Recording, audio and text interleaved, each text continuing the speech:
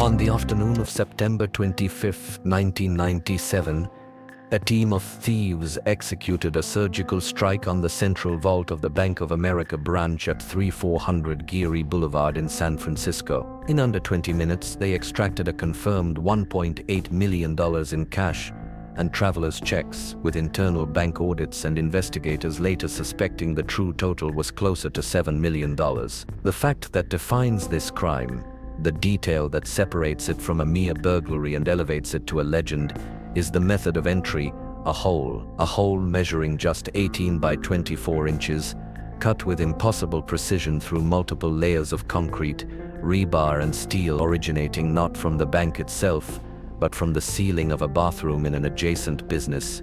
Bypassing every layer of security in a move of such audacious simplicity, it redefined the art of the heist. They left behind a vacuum of evidence, a scene so clean it felt less like a robbery and more like a disappearance. The Bank of America building at 3400 Geary was a citadel of late 20th century security, a character in its own right, radiating arrogant confidence. Its heart was a multi-ton, round, steel-reinforced concrete vault door, a technological marvel considered virtually impregnable. Behind that door, the vault chamber was a sealed environment, a sanctum sanctorum guarded by a sophisticated nervous system of electronic alarms, motion sensors that detected the slightest movement, vibration detectors sensitive enough to feel a hammer blow on the exterior walls, and magnetic contacts on every entry point. The bank's management operated with the unshakable belief that their fortress was beyond assault. This robbery, therefore, was a direct and humiliating challenge to that very ideology. It was an intellectual siege against a system that believed itself unbeatable. The architect of this challenge was a man who seemed to be the antithesis of a vault robber. Peter Kavanaugh was a charming, well-spoken antiques dealer and a former film student from a respected family. His persona was that of a sophisticated aesthete, a man who appreciated fine art and could discuss cinema and philosophy with equal ease. He moved through the cultured circles of San Francisco, not as an outsider but as a peer. This facade was his greatest weapon. Beneath it lay the mind of a meticulous engineer, a natural leader, and a strategic genius. His methods were those of a director planning an elaborate single-take shot. The heist was his masterpiece, and every detail was storyboard. For months, Kavanaugh and his assembled crew, a group of skilled individuals including a former phone company engineer and construction experts, conducted passive surveillance. They learned the rhythms of the bank, the schedules of the guards, the comings and goings of the tenants in the building. Their masterstroke was renting Suite 2, a small office directly adjacent to the bank, a space they shared with a practicing psychologist and her patient. Under the guise of conducting noisy renovations, they brought in toolboxes, lumber, and supplies. The legitimate sounds of their fictional construction masked the reality of their true project. Their psychology was complex, driven by more than simple greed. This was a high-stakes puzzle, a test of intellect and will against a Goliath of corporate security. For Kavanaugh, the motive was the flawless execution itself.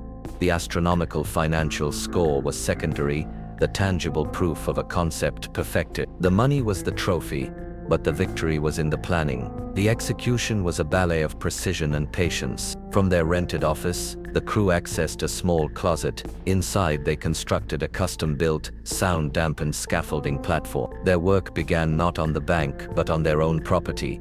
Cutting through the floor of the closet, they tunneled down through the concrete and steel of the building's infrastructure, a space between floors known as a plenum. They moved horizontally, inch by painstaking inch, navigating a maze of electrical conduits and plumbing lines. Then they began the ascent, cutting upwards through the ceiling of the bank's second-floor women's bathroom, which was situated directly next to the vault anteroom. They used a heavy-duty Hilti core drill to bore pilot holes and a thermal lance, a tool that burns at 4,000 degrees Fahrenheit, capable of slicing through steel like butter to sever the thick rebar. The thermal lance required pure oxygen tanks, which they smuggled in, and its use was a calculated risk, creating immense heat and potential fumes, which they managed with custom baffles and ventilation. Once inside the bank's secure area, they faced the final barrier, the vault door itself. In a move of stunning audacity, they did not attempt to open it. Instead, they used their tools to disarm the vault's locking bolts from the inside, effectively neutralizing the multi-million-dollar door without ever touching its combination. They were in.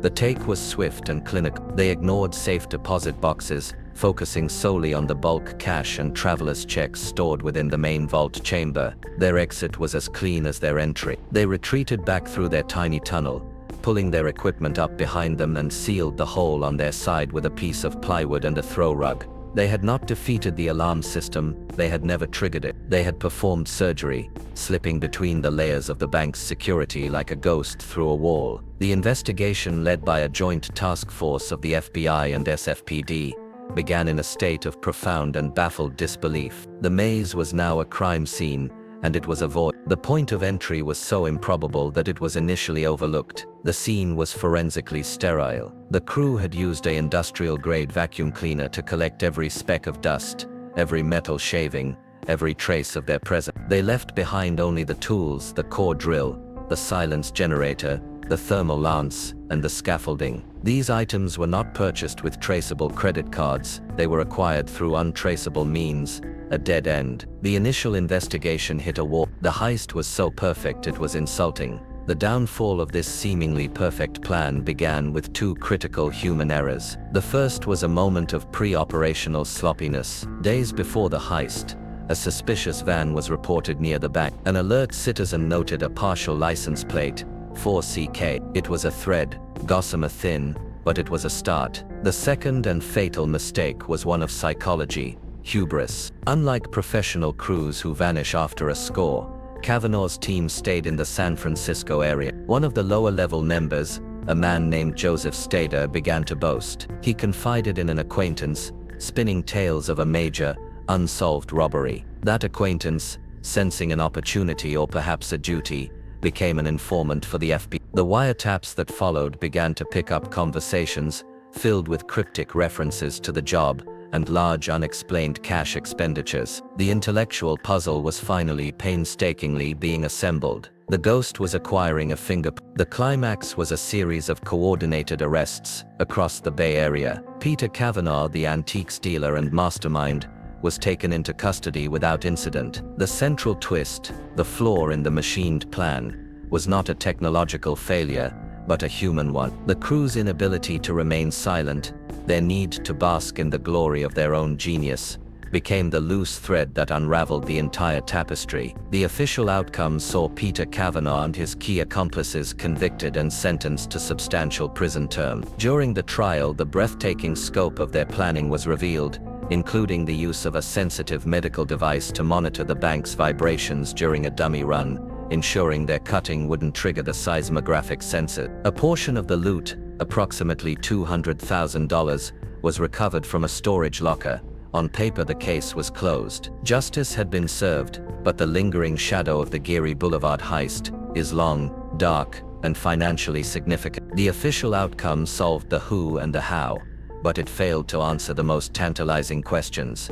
Where is the rest? The majority of the stolen millions, an amount potentially as high as $6.8 million in untraceable cash and checks, simply vanished. It was never found. This void fuels enduring mysteries. Was there an inside man, a silent partner within the bank's security or the building's management, who provided critical information and who was never identified? Did Peter Kavanaugh, the brilliant filmmaker, have one final unrevealed act? Did he have the bulk of the cash meticulously hidden, a nest egg waiting for him upon his eventual release? The most brilliant aspect of the heist may not have been the entry into the vault, but the subsequent disappearance of the money itself. It remains a ghost, a secret kept by the city itself, a testament to the fact that the most perfect crime is not the one that is never discovered, but the one where the greatest prize is never recovered. It stands as a permanent lesson that no fortress, no matter how technologically advanced, is truly secure against the combination of human intellect, boundless patience, and a profound understanding of the very systems designed to create safety. The Geary Boulevard heist was a perfect crime in its execution. Its only imperfection was the humanity of those who committed it. And somewhere in the silence, the fortune they stole remains, a secret kept by walls of its own. If you found this story haunting, don't stop here. Watch our next case, where another hidden truth finally comes to light.